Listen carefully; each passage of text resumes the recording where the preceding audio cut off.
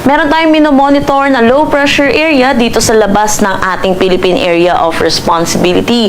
Ito yung huling namataan sa layong 740 km south-southwest ng Pag-asa Island, Kalayaan, Palawan. Hindi naman po natin ito nakikita na magigisang ganap na bagyo at hindi rin papasok ng ating PAR. Palayo na rin naman po ito ng ating kalupaan. Pero dulot ng trough or yung extension netong low pressure area sa labas ng ating PAR, mataas ang tsansa ng mga pag-ulan dito sa may Palawan at western section ng Mindanao. Meron pa rin naman tayong ibang weather system na nakakaapekto dito sa ating bansa. Una na dito ang northeast monsoon or amihan na umiiral dito sa malaking bahagi ng Luzon.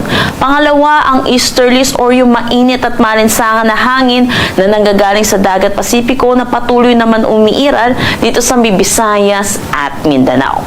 Dulot na itong northeast monsoon which is malamig na hangin at easterlies mainit at malinsangan na hangin, yung interaction po netong dalawa ay nagre-resulta sa tinatawag nating shear line na nakakaapekto naman dito sa may eastern section ng Southern Luzon.